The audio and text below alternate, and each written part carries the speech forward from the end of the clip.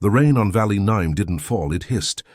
Each drop was acid, slicing through steel plating and eating craters into the ground. The sky glowed a dull green from the toxic clouds, lightning splitting across like veins of liquid fire. Captain Orion Vance trudged forward through the downpour, armor steaming, visor cracked, the weight of a dying mission pressing down on his shoulders. Behind him, the ruins of Outpost 37 burned in silence. The last transmission from command had been garbled beyond recognition. For all he knew, he was the final survivor on this continent. The human front was collapsing, and Vallis had become nothing but a graveyard of ambitions. He kept walking because stopping meant dissolving. The rain never forgave stillness. His armor's energy shield flickered weakly over his head, barely enough to deflect the acid. He adjusted its frequency, muttering curses between breaths. Then a sound cut through the storm. A voice. At first he thought it was the wind, but no wind ever spoke in a tone that fragile. It was a gasp, half-choked, desperate. He turned sharply, scanning through the mist. Between the skeletal remains of what once was a spire, a figure stumbled forward, small, hooded. Orion's instincts kicked in. He ran toward her, sliding across mud and corrosion-scarred metal. When he reached her, he saw the burns across her cloak where the rain had begun to eat through. Without thinking, he extended his shield emitter, expanding the field to cover her too. "Don't move," he ordered, his voice metallic through the helmet. "You step out of this, you're ash." She looked up and his breath caught. Her skin shimmered faintly green like the reflection of the toxic sky, but softer, alive. Her eyes were gold, not artificial like implants, but organic light. She blinked rain from her lashes and whispered, "Why would a human help me?" He didn't answer right away. The truth was simple but strange, he didn't know. "Because you'd die if I didn't." The rain struck the invisible barrier above them, hissing like a sea of serpents. Steam curled around their shoulders, ghostly tendrils that blurred the world beyond the shield. "You're from the other side," she said softly. "The armies that broke the accord. And you're from the side that sent orbital strikes through refugee zones," he shot back. "Looks like we both have bad reputations." Her lips parted, an almost startled expression. He expected defiance, anger, maybe even fear. What he got was exhaustion. "I didn't send them," she murmured. He crouched, inspecting her cloak. "You're burned. We need to get under cover." "There is none," she said. "The city's dead. Then we make our own." He unclipped the kinetic field generator from his shoulder and slammed it into the ground. A sphere of faint blue light expanded around them, thin but steady. The rain hissed harmlessly off its surface now, turning the world into a dim, glowing cocoon. Inside the quiet, he finally saw her properly. She was young, not human young, but timeless, her face carrying that strange serenity of those born under different stars. "What's your name?" he asked. She hesitated. "Seren." "All right, Seren," he said, settling against the fractured wall. "I'm Captain Orion Vance, 5th Expeditionary. And before you ask, no, I'm not going to hurt you." Her gaze was steady. "Then you're a fool." He smirked. "Been called worse." Outside, the storm roared louder, battering the barrier in waves of light and noise. Through it, he saw vague shapes, drones, black and glinting, sweeping through the ruins. "Recon units. We've got company," he muttered. Serene's expression changed instantly, terror mixed with resignation. "They're searching for me." He froze. "Those are your drones." They were. "Now they answer to the warlord." Orion exhaled sharply. "Wonderful. Care to explain why the biggest military machine in the sector is hunting one unarmed woman?" She looked down. "Because I refused to give them what they wanted." "And what was that?" She met his eyes, and for the first time he saw the truth in them. Depth, old sorrow, and a kind of power that hummed beneath her skin. "Peace," she said. "They wanted me to end it, permanently." He blinked, rain light flickering across his visor. "You're the envoy," he realized. "The daughter of the consul." Her silence was confirmation enough. Every soldier in the sector knew that name. The consul of Etherion, leader of the alien coalition, the being whose refusal to surrender had cost billions of lives. "You're a walking declaration of war," he muttered. Serene's voice was calm. "Or its last chance." The drones outside shifted formation. A shrill pulse echoed through the ruins as searchlights began to slice through the fog. The barrier wouldn't hold forever. Orion adjusted his rifle, glancing at her. If I take you with me, they'll hunt us both. She met his stare without flinching. Then run faster. He laughed once, low and incredulous. You sound like a human. I've spent years listening to your broadcasts, she said. Your species fights for things no one else remembers how to believe in. Like what? He asked. She looked through the barrier toward the endless storm. Hope. Outside, the sky exploded, lightning tearing through the ruins as the drones locked onto their location. Orion rose, shield expanding around them like a glowing umbrella of defiance. All right, he growled. You want hope? Let's make them choke on it. Together they stepped out into the acid rain, human and alien, walking beneath the same fragile shield as the world burned around them. The hiss of corrosion mixed with thunder, and in that storm's heart, two enemies became something far more dangerous, a reason to stop fighting. The storm was relentless. Rain hammered against Orion's shield like molten glass, each drop sizzling as it struck the thin blue field. The generator on his forearm flickered dangerously, warning lights flashing red in his visor.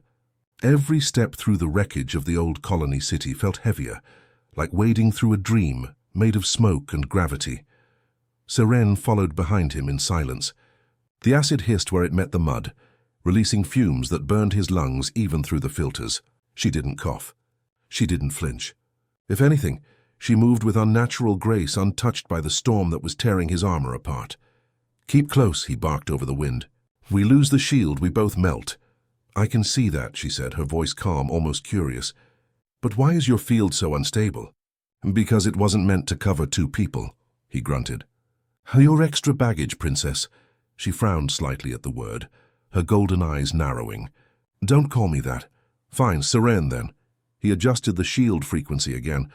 The hum steadied for a few seconds before sputtering. We're heading for a comm tower about 6 clicks south. If we can boost a signal, maybe we can call for evac. Her steps slowed. There won't be any evac, he looked back. You sound pretty sure of that. Because I heard your last transmission. The fleet fell back hours ago. He froze mid-stride. How would you... I still have access to parts of the network, she said softly. Your command believes Valis 9 is lost. They've already initiated orbital cleansing. For a moment, Orion didn't move. His pulse spiked. Orbital cleansing meant fire from the sky, scorched ground, total erasure. Everything on the surface turned to glass. How long? He asked quietly. 3 hours, Seren replied. He clenched his jaw. Then we'd better move faster. They trudged through the ruins in silence, weaving between crumbling towers and half-melted bridges. Occasionally, the rain parted enough to reveal the skeletons of ships, human and alien alike, half buried in the mud. The ghosts of both sides. Seren paused beside one, resting her hand on its corroded hull. We used to trade with your kind here, before the war. This was a neutral city. Orion gave a grim chuckle. Yeah, and look how well neutrality held up. She didn't answer. Her gaze lingered on the symbol barely visible beneath the corrosion, a circle of stars, half human, half Etherean. My father once said peace is just a pause between punishments, she murmured. He glanced at her. Sounds like a cheerful guy. He isn't wrong. Lightning split the sky, illuminating her face. For the first time, Orion noticed faint lines running beneath her skin, luminescent traces like circuitry, pulsing gently in rhythm with her heartbeat. You're not exactly standard-issue alien, are you? Her head tilted slightly. No. Want to elaborate? Not yet. He exhaled through his teeth. Of course not. They reached the edge of what used to be a transit station. The roof had collapsed, leaving only twisted girders and fragments of glass. Orcian scanned the horizon. Through the storm's haze, the comm tower was visible as a faint blinking light far away. 2 clicks more, he said. If the tower's still got power, we can ping orbit and get off this rock before the fireworks start. Seren's voice was quiet. You still believe your people will answer? He turned to her, eyes hard behind the cracked visor. I believe they'll try. For a moment she studied him, this man in broken armor, bruised and soaked in acid rain, still walking forward through a storm that had already killed armies. Humans, she said softly, almost to herself. You never stop, do you? Stopping's what gets you killed, she smiled faintly. And yet it's what might save you. Before he could respond, the shield flickered violently. The hum dropped in pitch, then died altogether. The rain slammed against them like knives. Down! Orion grabbed her. dragging her beneath the remains of a collapsed tunnel entrance. The acid rain splattered against his armor, sizzling through the plating. Pain seared across his shoulder. He gritted his teeth. Serene's hand shot out, touching the wound. A pulse of light flowed from her fingers, and the burning stopped. When he looked down, the corrosion had vanished. Metal restored, seamless. He stared at her. "How did you—" "I told you," she said, her voice trembling now. "I'm not standard issue." She raised her other hand. And suddenly a faint shimmer spread above them, an energy dome, transparent but strong. The rain hit it and rolled harmlessly off. "Impressive," he muttered. "You've been holding out on me." "I can't keep it up for long," she admitted. "My power was meant for connection, not defense." He frowned. "Connection?" Her gaze met his. "Between species. Between minds. I was created to be the bridge that could feel both sides. My father wanted unity through understanding. The warlord wanted control. I ran before they could decide which of them owned me, so they're both trying to find you." She nodded. "And if either succeeds, the war never ends." The wind howled through the ruins, carrying distant echoes of engines. The drones were coming closer. Orion flexed his wounded arm. "You're saying you're some kind of peace weapon?" "Not a weapon," she said softly. "A promise." He studied her in the flickering blue glow of her energy dome. "Then we can't let them break it." Outside, searchlights swept across the ruins. The hiss of rain grew louder as the drones descended. Seren looked at him, her expression steady but solemn. "If we don't reach that tower, your people will burn this world. And when they do, they'll kill the one thing that could have stopped it." Orion nodded slowly, his jaw set. "Then let's make sure they don't." He reached for his rifle, charging the last of its battery. "Stay behind me, Seren. We've got 2 clicks and 3 hours to change the galaxy." Her eyes gleamed in the stormlight. "Then we should hurry." And as they stepped back into the acid rain together, their shared dome flickering like a fragile flame, something unspoken passed between them.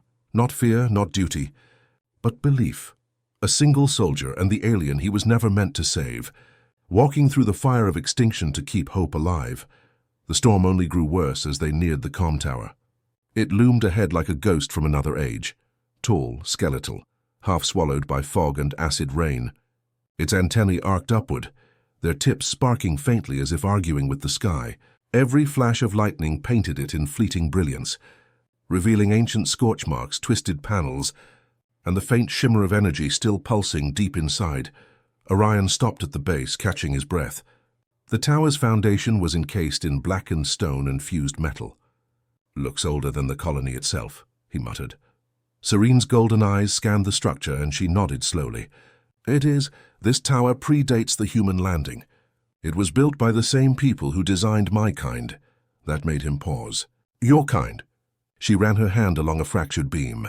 "The symbionts.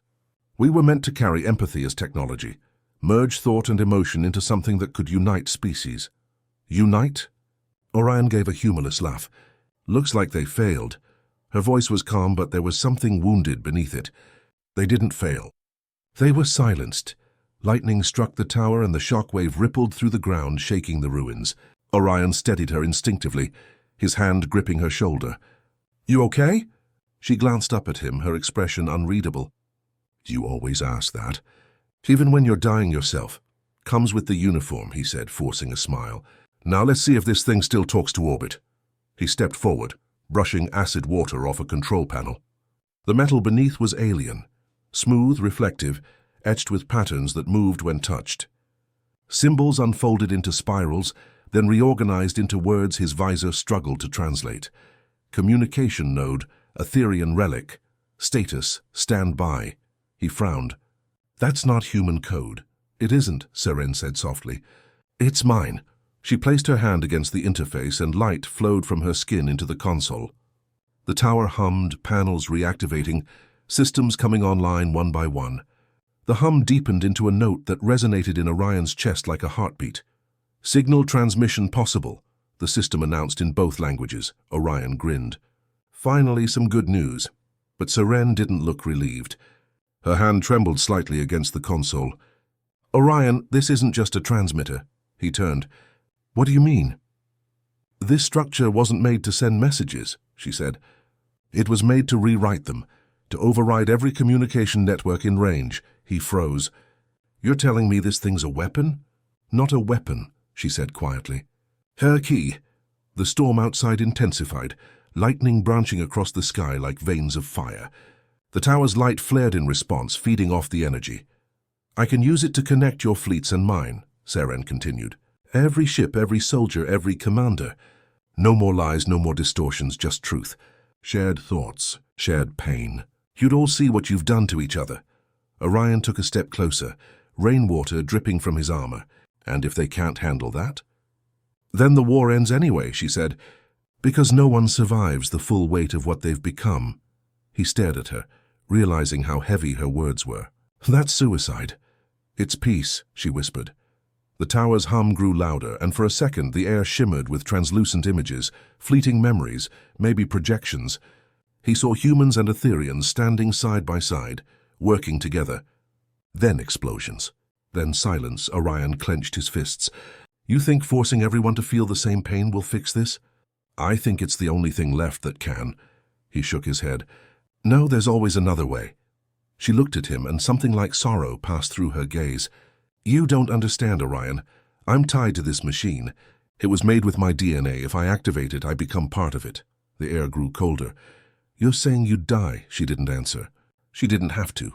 For a long moment, neither of them spoke. The storm outside screamed, acid rain striking the ground with fury. But inside that hollow tower, there was only the quiet rhythm of two hearts caught between duty and survival. Finally, Orion stepped forward, his voice low. No, we'll find another way. You don't have to sacrifice yourself to fix the universe. Seren's hand still rested on the console, light threading through her fingers. Someone does. Not you, he said firmly. Not like this. She turned to face him fully. Her wet hair clung to her face, her expression soft but resolute. You think your people will stop if you call them. They've already decided this planet's a loss. You can't reach command, they won't listen. Then I'll make them. Her eyes shimmered faintly. You'd stand against your own? He smiled faintly, the old soldier's grin that had carried him through too many lost battles. If they're wrong. Every damn time. For a moment the storm seemed to pause, as if listening. Then the tower groaned, metal shifting under unseen pressure. Seren looked toward the control nexus, her expression tightening. It's responding to me. The key's unlocking itself. Then shut it down. I can't, she said. It's reading my genetic code as authorization. Orion swore under his breath. How long before it activates? Minutes. He glanced around, searching for something, anything, to stop it. There's got to be a manual override. There isn't one, Seren said softly. They built it that way. No way to stop the connection once it begins. Lightning tore across the sky, blindingly close. The tower's lights flared so bright they washed the world in white. Orion turned to her, his voice raw. You do this and you're gone. She smiled sadly. You humans taught me something in the storm, Orion. You keep walking forward even when everything burns. That's what I'm doing now. He grabbed her wrist. You walk with me. Not into this. Her golden eyes met his. If I walk away now, everything we've done dies here. Outside, the horizon began to glow, not from lightning, but from the first fire of the orbital cleansing burning through the atmosphere. Orion's voice broke. Seren. She placed her hand on his chest over his heart. Promise me you'll survive it. Someone has to remember why it mattered. Before he could speak, the light surged. The tower roared like a living thing, and in that brilliance, Seren's form dissolved into pure radiance, her consciousness merging with the machine. The rain stopped. The world held its breath. And then, across the skies of Valley 9, the signal went out. For a heartbeat, the world forgot to move. Lightning froze in the clouds, raindrops hung like jewels mid-fall, and even the acid hiss of the storm fell silent. Captain Orion Vance stood alone beneath the tower's shadow, his armor still steaming, eyes locked on the column of light that had swallowed Seren whole. The glow spread upward, devouring the sky. It wasn't fire, it was memory. Golden tendrils of energy raced across the horizon, weaving into the clouds like threads of a tapestry too vast for the eye to follow. Seren, he whispered. Though the name felt too small now, his comms crackled violently, then burst to life. Dozens of overlapping voices, human, alien, distorted by emotion. They weren't transmitting words. They were feeling shock, fear, wonder, grief.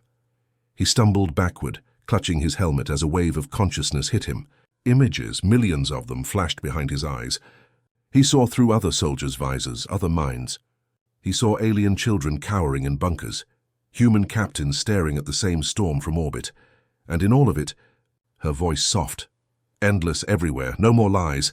The energy surged through the stratosphere, piercing the clouds and reaching into orbit. Human Fleet Aegis 7, preparing for the orbital cleansing strike, went silent as their systems overloaded with sensory data. Every soldier, every commander felt it. The pulse of lives they'd been told were monsters. They felt the screams, the laughter, the love. Some dropped their weapons. Others wept. Orion fell to his knees. The tower around him shook as the signal amplified, cascading through relays across the sector. The acid rain began to dissipate, vaporizing into harmless mist. The air smelled clean for the first time in years. He tore off his helmet, gasping. The light was everywhere now, pouring through the ruins, creeping into every wound in the land, every machine, every mind. Above him, the human flagship turned its weapons away from the planet. He could feel their decision, not a command but understanding. The fleet halted the bombardment. Then came another connection, deeper, quieter. Saren's voice, Orion. He looked up through the golden haze. "I'm here." Her tone was calm, serene, and impossibly close. It worked. "They're listening." He swallowed hard. "You're alive." Not as before. Lightning danced across the clouds, not violent but gentle now, more like the heartbeat of something reborn. "I am the bridge now," she continued. "Every voice that touches the network flows through me. Every act of kindness, every pain, every truth. They can feel what we felt in the storm." He stood slowly, his boots sinking into the wet earth. The storm had stopped entirely, leaving the world in eerie stillness. The air shimmered with faint light, and the ruins around him seemed almost alive, like the planet itself was exhaling. "Seren," he said softly. "What happens now?" "They'll know. Both sides. The cost of hate, the warmth of compassion. It can't be undone." He looked toward the horizon. The acid-scarred landscape seemed to heal in real time. Plants sprouting through cracked soil, rivers of clean water replacing streams of poison.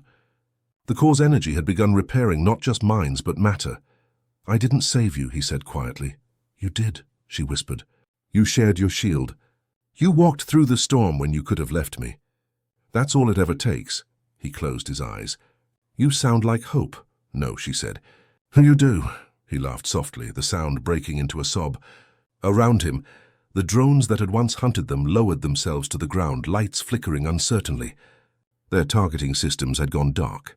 One by one they powered down, their AI cores overloaded with empathy they couldn't process. Far above, human and Etherian ships drifted side by side in silent orbit. Commanders who had once shouted orders now sat wordless, tears staining their cheeks. There was no surrender. There didn't need to be. For the first time in recorded history, no one was fighting. Days passed. The storm never returned. The core continued to hum beneath the planet, its light visible even from orbit. Scientists called it the resonance. Philosophers called it the awakening. But the soldiers, those who had seen it, called it something else. They called it the Day of the Shield. Orion stayed behind on Valis 9. His armor rusted, his body scarred, but he didn't care.